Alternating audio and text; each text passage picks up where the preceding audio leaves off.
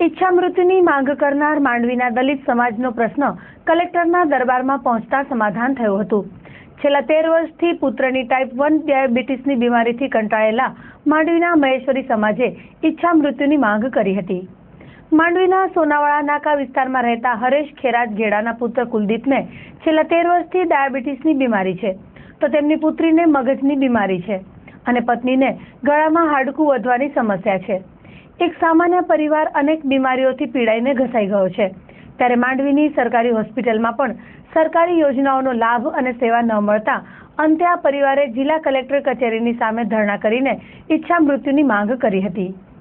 કચ્છના કહેવાતા રાજકીય મોભીઓના અપાયેલા આશ્વાસનો પણ નિષ્ફળ નીવડ્યા હતા।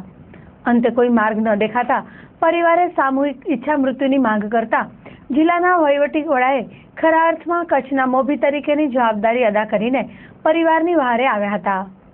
આજે જિલ્લા કલેક્ટર શ્રી મહેન્દ્ર પટેલે આ દલિત પરિવારને બોલાવીને તેમના પ્રશ્નોનું નિરાકરણ લાવ્યું હતું।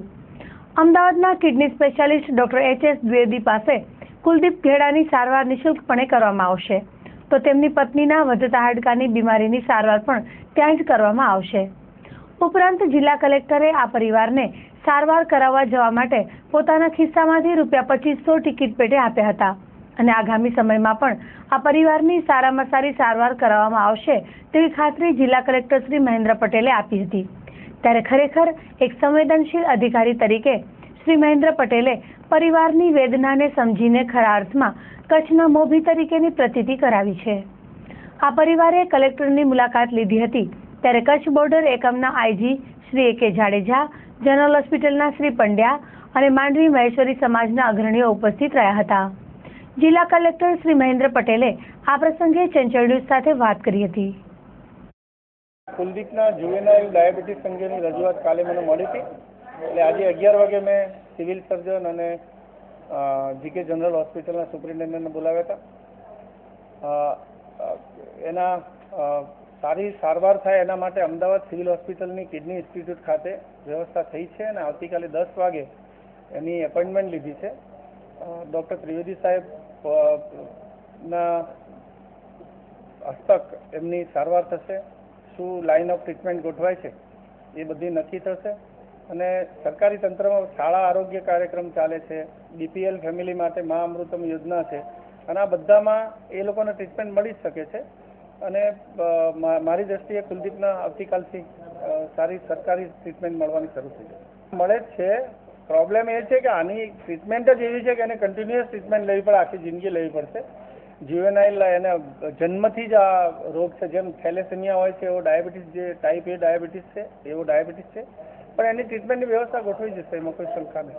કુલદીપનો ઇલાજ આજથી શરૂ થશે ત્યારે જિલ્લા કલેક્ટરની દરમિયાનગીરીથી લેવાયેલા ત્વરિત પગલાંથી કુલદીપ અને તેનો પરિવાર ભારે ખુશ છે।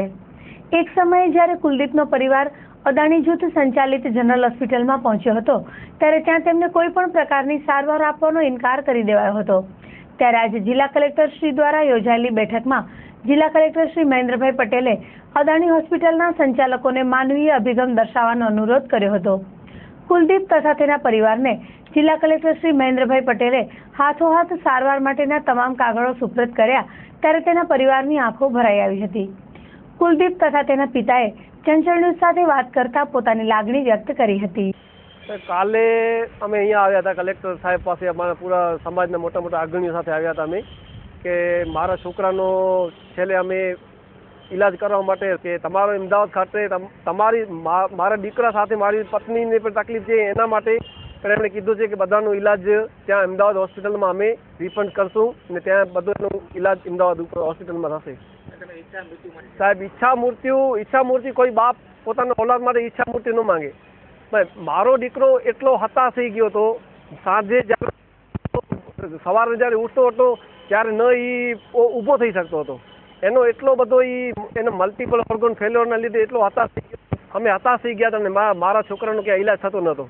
પછી અમે ઘણા પ્રધાનમંત્રી, મુખ્યમંત્રી પાસે પણ અમને રજૂઆત કરી, કચ્છ જિલ્લા કલેક્ટર પાસે રજૂઆત કરી, અમને આવેદનપત્રો આપ્યો, ત્યારે એમને બોલાવ્યો ને મારા પરિવાર માટે સારામાં સારો ઈલાજ થાય એવી કલેક્ટર સાહેબે આજે જોગવાઈ કરી આપી છે ને આજે સાંજે અમે પૂરા પરિવાર સાથે અમદાવાદ ઈલાજ માટે નીકળીએ છીએ। અને એનાથી પહેલા આ ચિંતા હતી કે મારી આંગળીઓ આમ વળી ગઈ છે, એટલે આ ચિંતાથી. ને આજે બહુ મને ખુશી છે, આનંદ છે કે આ બધું રિપોર્ટ ને મારા થશે. અમદાવાદ આજે મને મોકલે છે કે પોતે એમ્બ્યુલન્સ આ ગાડી આપશે કે મને મોકલશે અમદાવાદ. મારી મમ્મીની પર સારવાર સાથે અમદાવાદ. મને આ ખુશી છે કે મારા પપ્પાની ચિંતા થઈ ગઈ દૂર, પણ મને આવે કે ખુશી છે. ડૉક્ટરે કીધું હતું કે હવે આ 5-6 મહિનામાં મધ કાઢશે, એટલે કે ડૉક્ટરે કીધું. પછી મારા પપ્પાને બહુ ચિંતા થઈ કે આ તો આવે મારી ઓફિસ ઉપર તમે પાગ ન રાખજો, અહીંયા આવતા નહીં આવે મારી ઓફિસ ઉપર. હવે કલેક્ટર સાહેબે દવાનું લખી દીધું, એટલે એમાં અમદાવાદ જવાના છીએ, એટલે દવાનો સારવાર થશે અમદાવાદમાં.